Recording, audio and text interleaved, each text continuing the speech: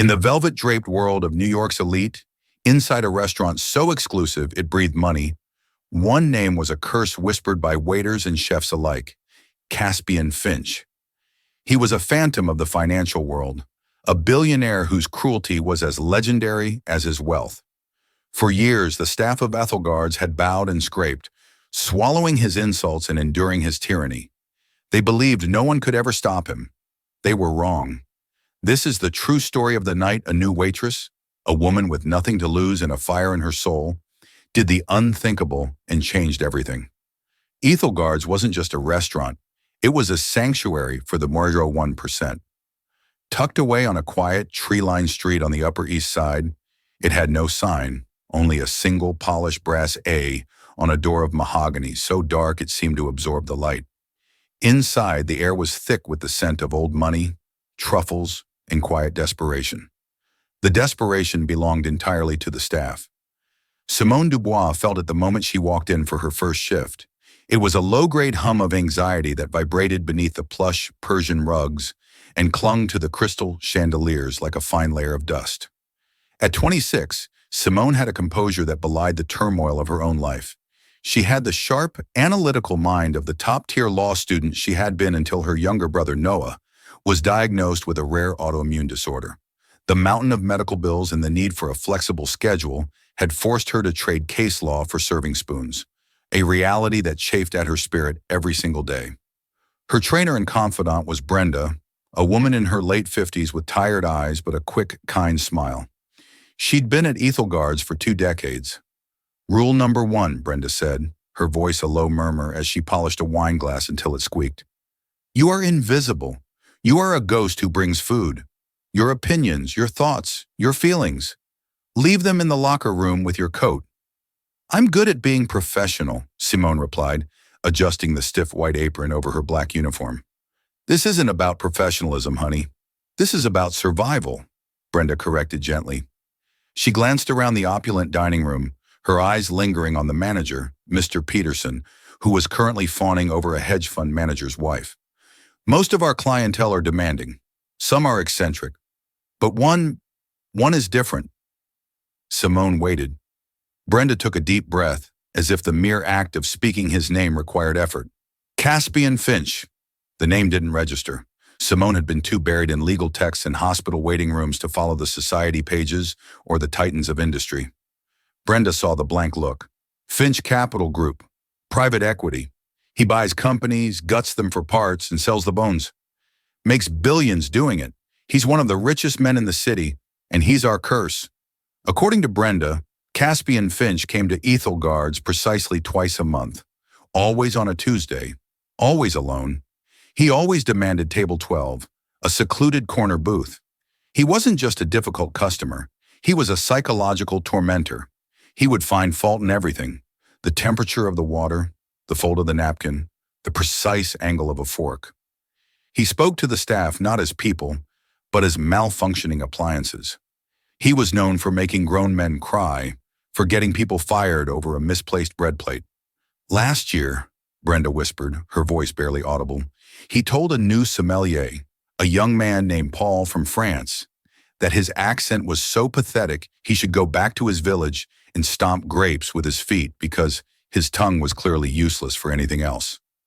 Paul quit mid-shift, just walked out." Simone felt a knot tighten in her stomach. She'd dealt with difficult people her whole life, but this sounded like a different category of human being altogether. "Why does Mr. Peterson let him come back?" Brenda gave a short, bitter laugh. "Let him? Peterson courts him. Finch's presence is a status symbol. Having Caspian Finch as a regular means Ethelgard's is at the absolute pinnacle. Peterson would rather fire his entire staff than lose that prestige. So we endure. We cash the enormous tips he leaves. That's the sickest part. He tips outrageously well, like he's paying for the right to abuse you, and we pray we're not on his section when he comes in."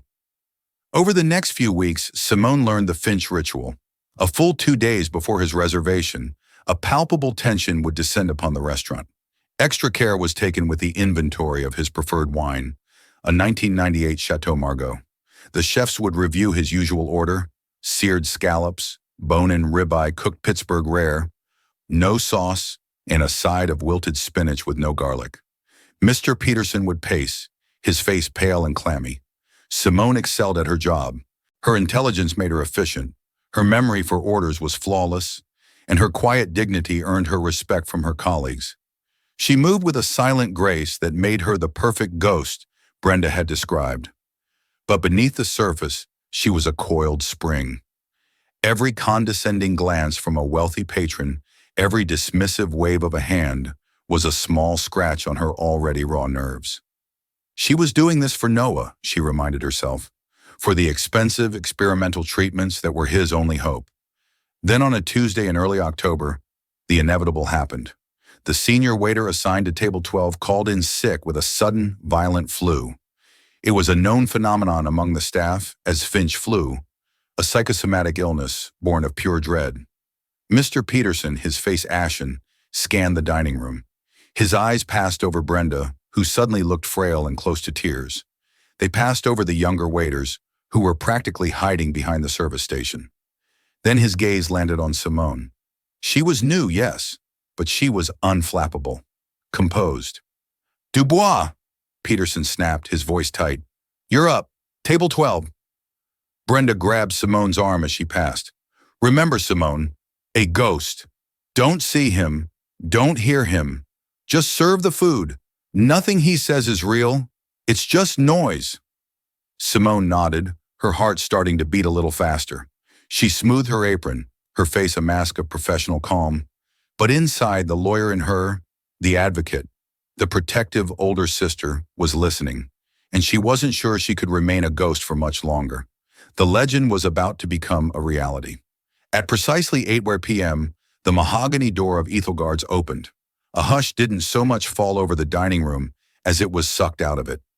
Caspian Finch did not walk. He moved like a disruption in the natural order of things. He was younger than Simone had imagined, maybe late 30s, with sharp, severe features that looked as though they had been carved from granite. His dark hair was impeccably styled, and his custom Brioni suit probably cost more than the car Simone had been forced to sell. He didn't acknowledge the host or the bowing Mr. Peterson. His eyes, a startlingly cold shade of blue, scanned the room with an air of profound boredom and contempt, as if he were looking at an infestation. They swept past Simone without a flicker of recognition as Peterson led him toward table 12. "The usual, Mr. Finch?" Peterson asked, his voice oozing a painful subservience. Finch didn't answer. He simply sat, placing a sleek black phone on the table. He ran a single finger over the pristine white tablecloth. Then he looked at it, a microscopic speck of what might have been lint adhering to his skin. He held his finger up to Peterson's face. "Is this the standard of cleanliness you're running now, Peterson? Are you cutting back on laundry services?" His voice was quiet, yet it carried like a gunshot in the silent restaurant. "My sincerest apologies, Mr. Finch. I'll have the entire setting replaced immediately," Peterson stammered, his face turning a blotchy red. "Don't bother. Just send over the girl," Finch said, gesturing vaguely in Simone's direction with a flick of his wrist. "And a bottle of the 98 Margot. Don't let your clumsy sommelier open it this time. I want the bottle and an opener brought to the table." Simone felt a dozen pairs of eyes on her as she approached the table. She could feel Brenda's worried gaze from across the room. She placed the wine list on the table, though she knew it was a formality. "Good evening, sir," she said, her voice even and calm. "My name is Simone. I'll be taking care of you tonight." Finch didn't look at her. He was scrolling through something on his phone. Water. Still. No ice. The ice tastes of freezer burn. Has for the past 6 months. One would think you'd have fixed that by now. "Right away, sir." When she returned with the water and shortly after, the decanted wine, he had already begun his campaign of attrition. He sniffed the wine suspiciously, then took a small, critical sip. "Passable," he conceded, as if bestowing a great honor. "Let's see if the kitchen can manage the same." He ordered without looking up from his phone, reciting his usual meal with clipped precision. "Scallops, seared hard. If they are even remotely translucent in the center, they go back. The ribeye, Pittsburgh rare. That means charred on the outside, blue on the inside. Tell your chef if he doesn't know what that means, he should be flipping burgers at a diner." And the spinach, wilted, no stems. And if I taste so much as a molecule of garlic, the entire dish will be sent back, and you can inform the chef his palate is dead." "Of course, sir," Simone said, her pen flying across her notepad. She repeated the order back to him perfectly. For the first time, he lifted his eyes from his phone and truly looked at her. It was an unnerving, invasive gaze, as if he were performing a financial audit of her very soul. He seemed momentarily surprised by her composure. "You're new," he stated. It wasn't a question. "Yes, sir, a few months now." "They usually don't last that long," he said, a cruel smirk playing on his lips before he returned to his phone, dismissing her completely. The scallops arrived. Simone watched from a distance as Finch cut into one. He chewed it slowly, his expression unreadable.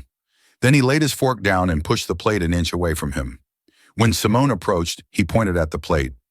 "The sear is adequate," he said, "but the scallop itself is subpar. It lacks the sweetness of a true diver scallop. This tastes like it's been frozen. Are you sourcing from GFS now, Peterson?" he called out, his voice rising just enough to turn heads at nearby tables. Mr. Peterson scurried over. "Absolutely not, Mr. Finch. Our scallops are delivered fresh every morning from Pier 45 Seafoods." "Then your supplier is lying to you," Finch said flatly. "Take it away. Just bring the steak." Simone cleared the plate, her hands steady but her stomach churning. This was a performance, a meticulously crafted display of power. He wasn't just a customer. He was a warlord holding court in conquered territory. As the evening wore on, the pressure intensified. He complained that the steak knife was insufficiently serrated. He sent back a glass of water because he claimed to see a watermark on the rim.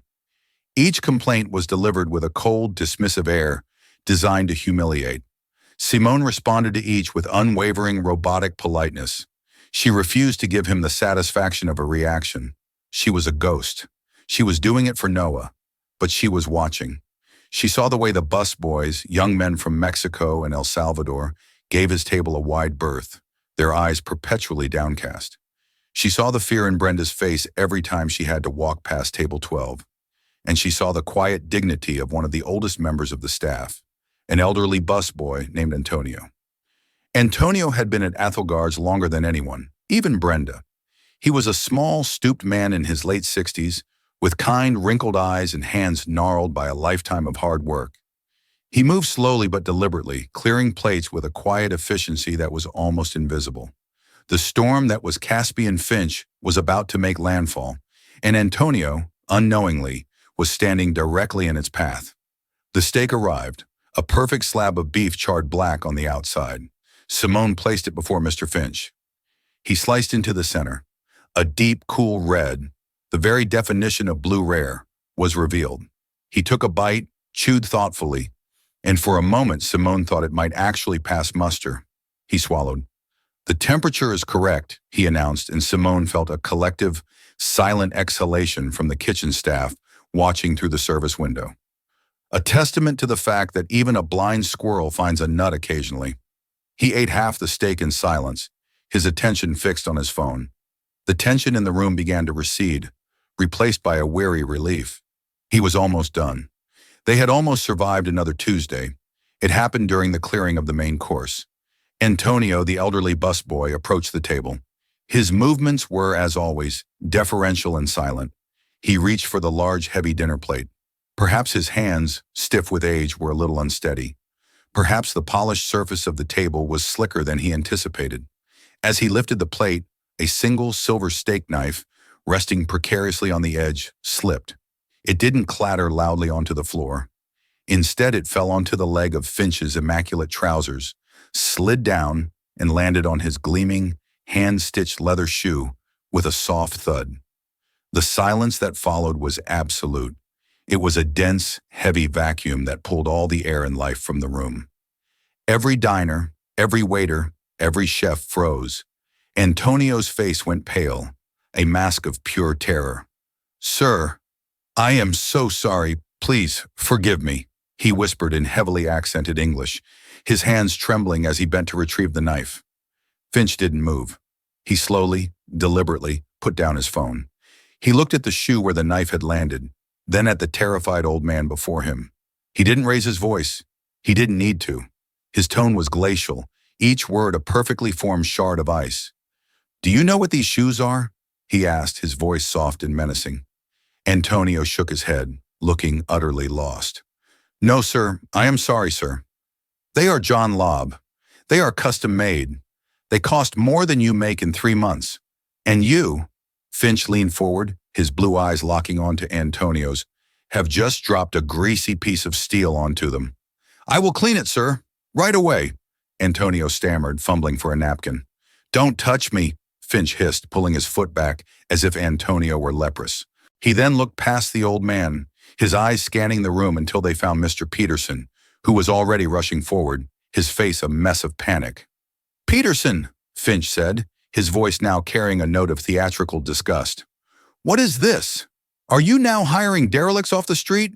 Men who are too old and decrepit to even carry a plate without falling apart?" Simone, standing by the service station, felt something inside her snap. It wasn't just the insult. It was the target. Antonio was the gentlest soul in the restaurant. He worked a 12-hour day doing a job that broke younger men's backs, and he did it without complaint. He reminded Simone of her own grandfather. Finch wasn't finished. He looked directly at Antonio, who was frozen in a state of mortified shame. "Look at your hands, shaking, pathetic. A man should know when he is no longer useful, when he's just a burden taking up space. You should be at home, waiting to die, not befouling a place like this with your incompetence." That was it. That was the line. A burden taking up space. The words echoed in Simone's head, but she wasn't hearing them in Finch's cruel baritone. She was hearing the callous words of a hospital administrator discussing Noah's long-term care prospects. She was remembering the pitying looks from strangers who saw a young man in a wheelchair as less than whole. All the frustration, all the rage at the world's casual cruelty, all the fierce, protective love for her brother coalesced into a single, white-hot point of clarity. Brenda saw the look on Simone's face and made a sharp, almost imperceptible shaking motion with her head. "No, don't." Mr. Peterson was already babbling apologies to Finch, promising to personally discipline Antonio, to pay for the shoes, to offer a lifetime supply of complimentary meals. But Simone wasn't listening to them anymore. She put down the water pitcher she was holding. She smoothed the front of her apron, not out of nervousness, but as a deliberate focusing gesture. She took a breath. The ghost was about to speak. She walked out from behind the service station, her stride steady and purposeful. She walked past the horrified Mr. Peterson and the weeping Antonio. She walked directly to table 12 and stood before the most feared man in New York City, and she began to speak. "Excuse me," Simone said. Her voice was not loud, but it was clear and resonant, cutting through Mr. Peterson's panicked apologies with the precision of a scalpel. "I believe you owe this man an apology." Caspian Finch, who had been basking in the full effect of his power play, slowly turned his head to face her. His expression was one of genuine anthropological curiosity, as if a piece of furniture had suddenly started reciting poetry. He looked her up and down, a flicker of recognition in his eyes. The new waitress. "I'm sorry?" he asked, a dangerous smile touching his lips. "You believe—" "What?" Mr. Peterson looked as if he might faint. "Dubois, what in God's name do you think you're doing? Get back to your station. You're fired," he hissed, trying to grab her arm. Simone didn't even flinch. She kept her eyes locked on Finch. "I said," she repeated, her voice even firmer now, "that you owe Mr. Antonio an apology, and I would suggest you get his name right." The entire restaurant was now a tableau of frozen shock. Diners held forks midway to their mouths. Waiters stood like statues, trays in hand. The only sound was the faint hum of the air conditioning. Finch leaned back in his booth, a look of amused disbelief on his face. This was a new development. This was interesting. "And why, precisely, do I owe him an apology?" "Because you're a bully," Simone stated simply. There was no heat in her voice, only a calm, factual assessment. "You come in here and you terrorize the staff not because you have high standards, but because you are a deeply unhappy man who can only feel powerful by making others feel small. You didn't care about the knife. You cared about the opportunity it gave you to belittle someone who you knew couldn't fight back. She took a step closer. You attack the wine, the food, the water, all as a prelude. You're testing the defenses. And when you find the weakest person in the room, an elderly man who has worked harder in one day than you likely have in your entire life, you unleash this pathetic tirade to make yourself feel important. A small gasp escaped from Brenda. Peterson looked like he'd been struck by lightning. Finch's amusement began to curdle at the edges, replaced by a cold fury. You have a very big mouth for someone who makes a living carrying plates. And you have a very small soul for someone who has so much, Simone countered instantly. Her mind, honed by years of legal debate and analysis, was working at lightning speed. She wasn't just angry, she was building a case. Let's analyze the situation, shall we? She continued, her voice taking on a professorial tone. The alleged damage: a non-existent smudge on a shoe from a clean knife. The reaction: a disproportionate and cruel personal attack on a man's age, dignity, and worth as a human being.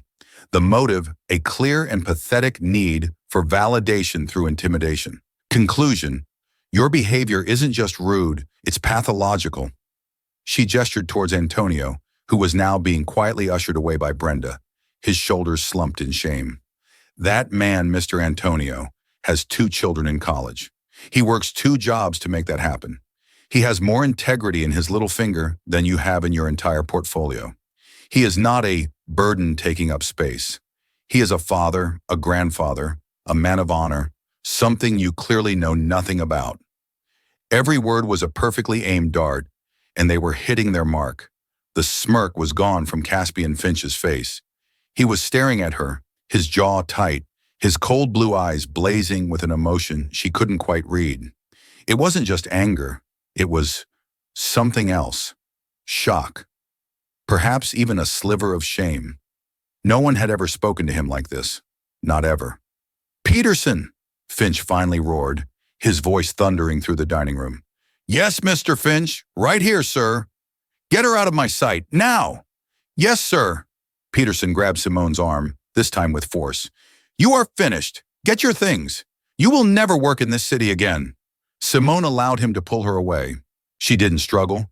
She had said what she needed to say. As Peterson dragged her toward the kitchen, she looked back at table 12. Caspian Finch was not looking at Peterson. He wasn't looking at the terrified staff. He was still staring at her, his expression a complex mask of fury and astonishment. He watched her until she disappeared through the swinging doors of the kitchen. Then he slowly picked up his phone, his mind racing. He had been eviscerated, publicly, by a waitress. He should have been incandescent with rage. He should have been plotting how to ruin her life, to crush her completely. But as he sat there in the wreckage of his own making, the dominant feeling wasn't rage. It was a profound and unsettling sense of curiosity. Who was she? He brought up a new contact on his phone, the head of his personal security and investigations team, a man named George. He typed a short, simple message. Waitress, Ethelgards, black, mid-20s. Name is Simone. Find out everything about her. Everything. The kitchen was a hive of frantic energy and hushed whispers. The moment Simone passed through the doors, she was surrounded. The chefs, the dishwashers, the other waitstaff, they all looked at her with a mixture of awe and terror. She had done what they had only dreamed of in their most vengeful fantasies. "Are you insane?" the head chef, a burly man named Marco, exclaimed, though there was a hint of admiration in his voice. Brenda rushed to her side, her face pale. "Simone, what have you done? He'll destroy you." "I'm fired, Brenda, that's all," Simone said, her voice surprisingly steady. The adrenaline was starting to fade, replaced by a cold, heavy dread. Not for herself, but for Noah. This job, with its substantial cash tips, was a lifeline. She had just severed it. Mr. Peterson burst into the kitchen, his face purple with rage. "Dubois! In my office! Now!" She followed him into the cramped, cluttered office. He slammed the door behind them. "Do you have any idea what you've just done?" he shrieked, his voice cracking. "You haven't just lost your job, you've endangered this entire establishment. Caspian Finch could ruin us. He could buy the building and have us evicted. He could launch a smear campaign that would shut us down in a month. He humiliated an old man, Mr. Peterson, Simone said quietly. I don't care, Peterson screamed, slamming his fist on his desk. My job is to protect this restaurant, and your job was to serve the damn food and keep your mouth shut. You are blacklisted. I'm calling every high-end restaurant in this city. You won't even get a job washing dishes at a diner when I'm through with you. Now get your things and get out of my sight. Simone nodded slowly. There was no point in arguing.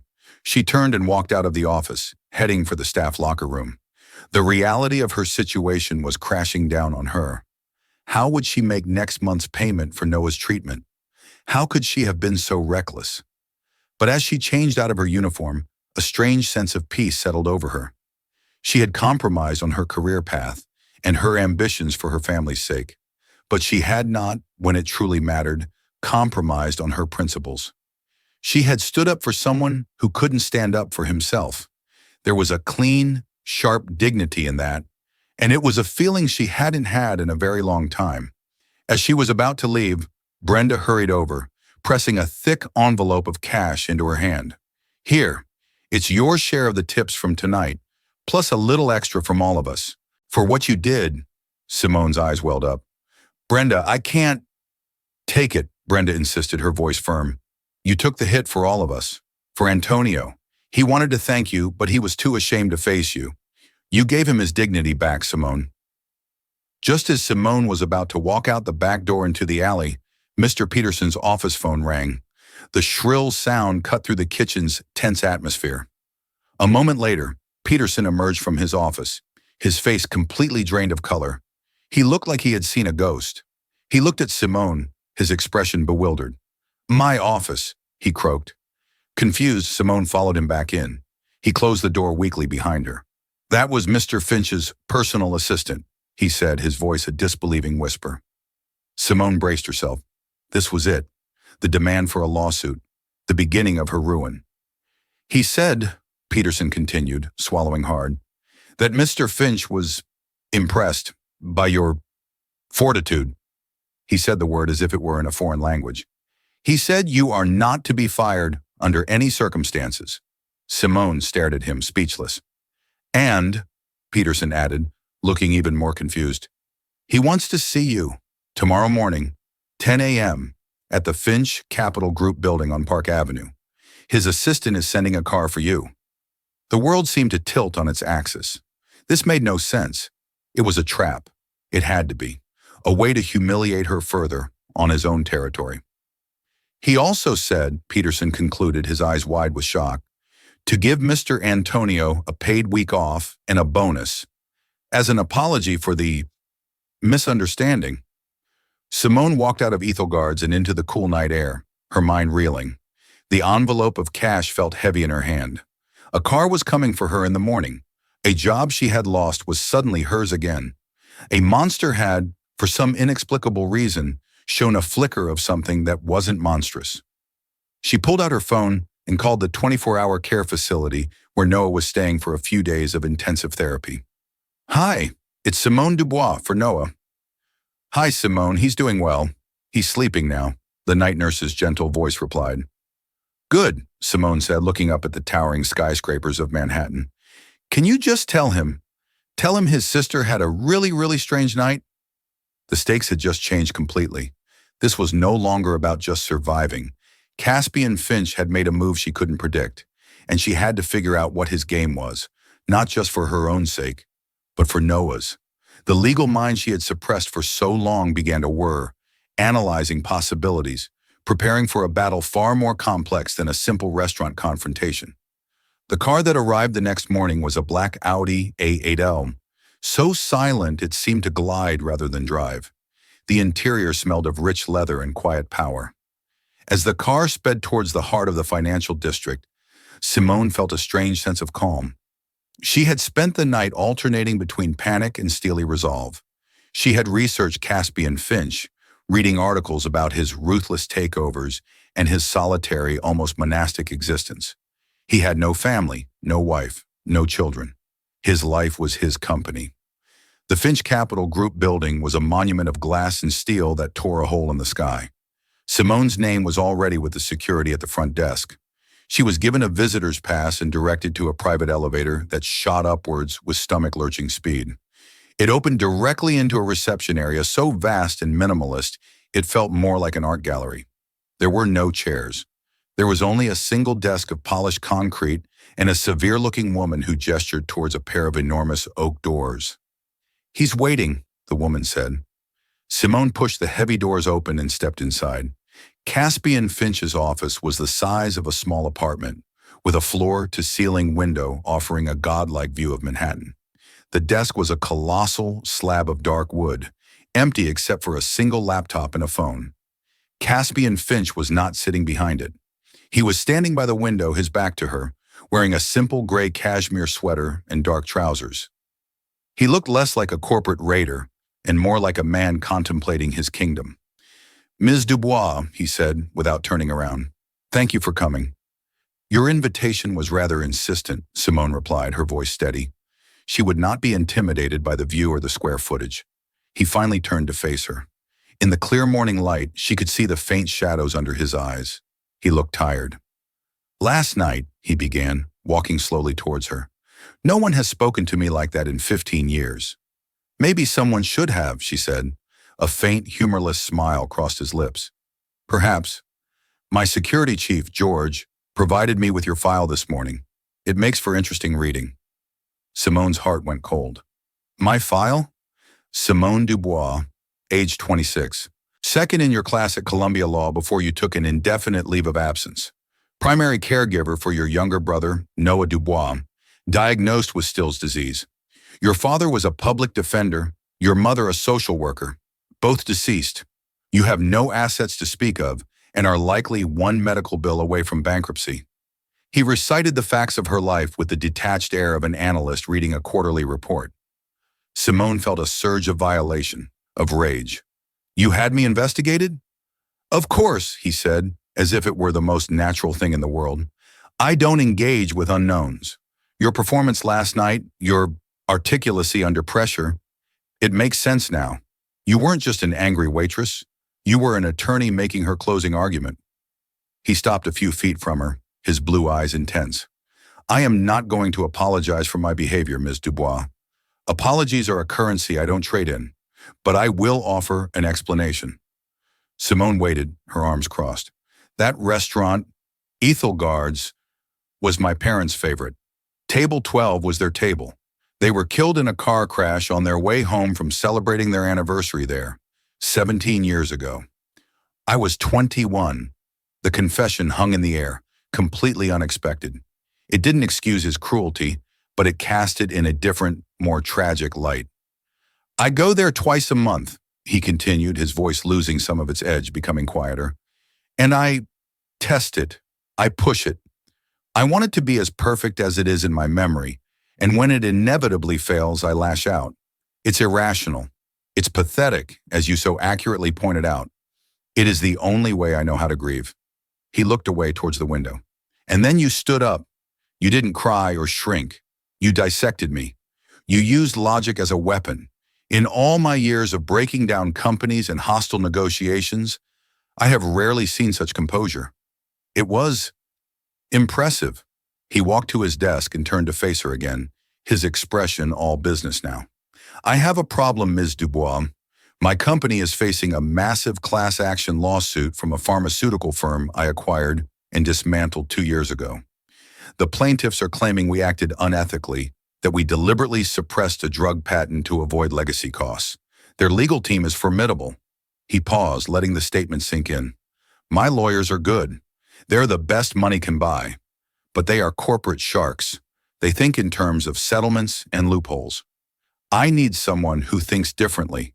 Someone who understands ethics not as a legal concept, but as a fundamental principle. Someone who has the courage to tell me I'm wrong, to my face, in front of everyone." He looked directly at her. "I want you to work for me. Not as a lawyer on the case, not initially. I want you to join my internal advisory team. I want you to read every document related to the acquisition. I want you to be my conscience. I want you to tell me if the plaintiffs have a point. And I will pay you a salary that will make your brother's medical bills seem like a rounding error. Simone was floored. This was the most audacious, insane gambit she had ever encountered. He wanted to hire the woman who had publicly humiliated him to be his ethical compass. It was either a stroke of genius or a sign of true madness. Why? She asked, the single word encompassing 1,000 questions. Because you're not afraid of me, he said simply. And everyone else is. That makes them useless. Your job would be to analyze the case from a moral standpoint, not just a legal one, and advise me directly. You would have full access, full autonomy. You would answer to no one but me. He named a salary figure that made her gasp. It was more money than her parents had made in a decade combined. It was enough to give Noah the best care in the world without a second thought. It was a golden key that would unlock every door that had been slammed in her face. But it meant working for him, for this complicated, damaged, and dangerous man. It was a deal with the devil, a devil who had just shown her his scars. I need time to think, she said, her voice barely a whisper. You have until tomorrow morning, Caspian Finch replied. The car will pick you up at the same time. If you get in, you've accepted. If you don't, I will never contact you again. And for what it's worth, your job at Ethelgard's remains open, with a significant raise. He was giving her a choice, a return to her old life, slightly improved, or a leap into a world of unimaginable wealth and moral complexity. As she rode the elevator down, Simone's mind was a battlefield. The offer was a lifeline, a miracle. But what would the cost be to her soul? Simone did not sleep. Sleep was an impossible luxury. She sat on the floor of her small, quiet apartment, the city's endless glow filtering through her window, painting shifting patterns on the opposite wall. The offer from Caspian Finch wasn't just an offer. It was a living entity in the room with her, a shimmering, dangerous creature that promised everything and threatened to consume her whole. She had a picture of Noah on her bookshelf, taken last summer before his symptoms had become severe. He was laughing, his head thrown back, the sun catching the light in his eyes. That was the boy she was fighting for. Caspian Finch's salary was not just money, it was access to the best specialists, to experimental treatments, to hope itself. It was a golden key that could unlock the cage of illness that was closing around her brother. But the cost was to bind herself to the man who embodied the very cruelty she despised. Could she work for him? Could she sit in meetings and watch as he plotted the dismemberment of another company, another community? He wanted her to be his conscience. It sounded noble, but she knew better. In the world of corporate law she had once aspired to, a conscience was often little more than a decorative item, a box to be ticked on a compliance form before the real, brutal business was done. Would she just become the silk pillow on which he rested his immoral head? For hours she wrestled with it, her mind a churning sea of what-ifs. What if she took the job and it changed her? What if her righteous fire was slowly extinguished by the sheer pragmatic weight of all that money? But what if she refused? What if Noah's condition worsened, and she was left knowing she had turned down the one chance to save him, all for a principle? It was around 3 a.m., fueled by bitter, black coffee, that the lawyer in her finally took control. The moral debate was a stalemate. It was time to look at the facts. A good lawyer never trusts the client's first story. Caspian's narrative about his parents was moving, a perfect, tragic explanation for his behavior. But was it complete? Something about the sheer venom he had directed at Antonio still felt specific. It was a surgeon's cut, not a wild swing. A man should know when he is no longer useful, a burden taking up space. Driven by an instinct she hadn't felt since her last mock trial at Columbia, Simone opened her laptop. The glow of the screen pushed back the shadows in her room. She wasn't a waitress anymore. She was an investigator. She bypassed the glossy magazine profiles of Caspian Finch and started digging into the man who had shaped him, Caspian Finch Sr. The work was tedious, a deep dive into the digital archives of a bygone era. She sifted through decades-old articles about Finch Manufacturing, a once mighty industrial power long since sold off. She read about factory openings, quarterly earnings, and civic donations. It was a digital haystack. After hours of dead ends, she narrowed her search, focusing on labor relations in the mid-1990s, a period of intense union busting across the country.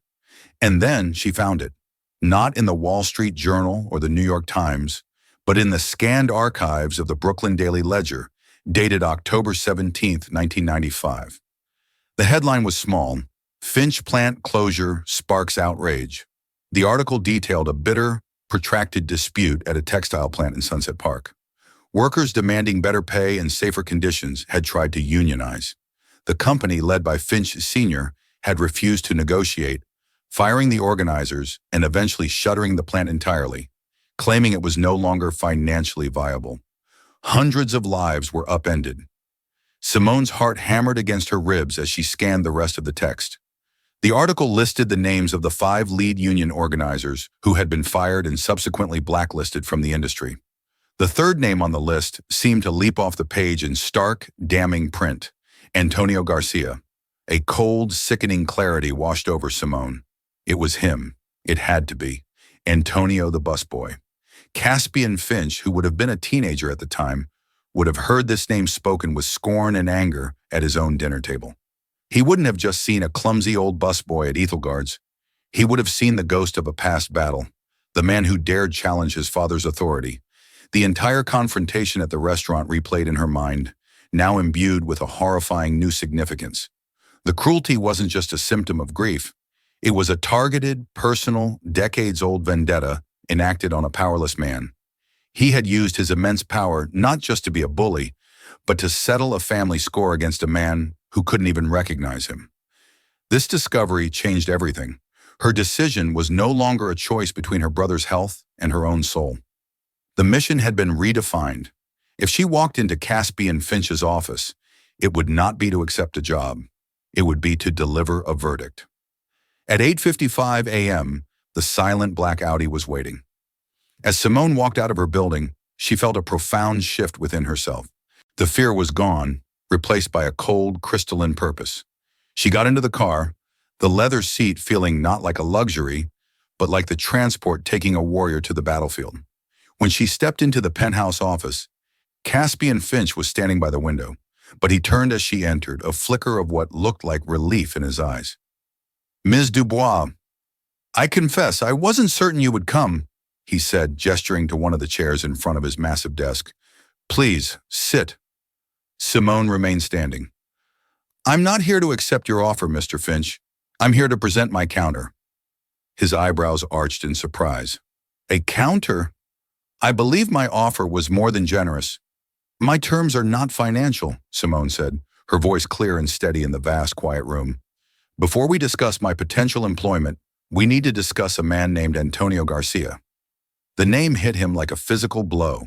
A flicker of confusion, then recognition, then pure, unadulterated shock crossed his features. His carefully constructed composure shattered. I don't know what you're talking about. Don't you?" Simone took a step forward, her gaze unflinching. "Let's talk about memory, Mr. Finch. You told me you go to Ethelgard's to honor a memory. But you have other memories, don't you? Memories of your father's business, of a textile plant in Brooklyn 1995, of a union organizer who fought for the workers your father put out on the street." Caspian sank into his chair, his face pale. He looked at her, utterly exposed. "How could you possibly know that? You had me investigated." "I returned the favor," she stated plainly. "You didn't just see an elderly busboy the other night. You saw the man who challenged your father, and you used your power to finish a fight that ended 30 years ago. Your cruelty wasn't random. It was a targeted assassination of an old man's dignity. Am I wrong?" He stared at his desk, at his folded hands, unable to meet her eyes. The silence was his confession. "So here are my terms," Simone said, her voice ringing with the full force of her conviction. "This is the deal, non-negotiable." He looked up, defeated but listening. "Condition 1, restitution. You will create a pension fund out of your own personal wealth for every single employee of that Brooklyn plant who was displaced by the closure. You will hire investigators to find them or their families, and you will find Antonio Garcia. You will go to him, you will look him in the eye, and you will apologize for what you did the other night and for what your family did to him 30 years ago. That is the first payment on the moral debt you owe. He flinched but didn't argue. Condition 2, my role. I will not be your conscience. That word is passive. I am not a passive person. You will create a new C-suite position, Senior Advisor for Ethical Strategy and Restorative Justice. I will have a contract that guarantees me total autonomy to investigate any deal, past or present. I will have the authority to pause any transaction I deem ethically compromised, pending a full review. Your entire team of corporate sharks will answer to me on these matters. I will not be a suggestion box. I will be a stop sign. Condition 3, the class action lawsuit. You will not fight it to win. You will not settle to make it go away. You will give me the entire file, and I will lead an internal investigation. If we find the plaintiff's claims have merit, if we acted unethically, we will not hide it. We will go to them, admit our fault publicly, and design a compensation package that makes them more than whole. We will begin to fix what you have broken, brick by brick. She stood there, her case made, her demands hanging in the air like thunder. It was an impossible ultimatum, a complete dismantling of the way he did business. She had just asked a wolf to become a shepherd. Caspian Finch was silent for a long time, staring out at the city he owned. He looked from the skyline back to Simone, this immovable object that had crashed into his life. A weary, bitter, but undeniable respect dawned in his eyes. He had built his empire by preying on weakness. She had found his, and instead of twisting the knife, she had handed him a blueprint to heal the wound. He slowly reached across his desk, took a heavy, expensive fountain pen and a leather-bound notepad, and pushed them towards her. "Put it in writing," he said, his voice raspy but firm. "All of it. I'll have my general counsel draft the contract by the end of the day." Simone stepped forward and picked up the pen. It felt heavy in her hand, heavier than a serving tray, heavier than a law book. It was the weight of a new beginning, a new set of rules she was about to write. She hadn't just stood up to a billionaire. She had just been given the power to help him rebuild his fallen kingdom into something better, all because she had refused to be a ghost. Simone's story is a powerful reminder that true strength isn't about wealth or status. It's about courage and integrity. It's about speaking truth to power, even when your voice shakes. She didn't just change her own life. She started a ripple effect of accountability that would change an entire company. It proves that one person, armed with conviction, can force even the most formidable giant to look in the mirror. What would you have done in Simone's position? Have you ever had a moment where you knew you had to speak up no matter the cost? Share your stories and thoughts in the comments below. We read every single one. If this story moved you, please give this video a like. Share it with someone who needs to hear it. And be sure to subscribe and hit the notification bell for more true stories about ordinary people doing extraordinary things. Thank you for listening.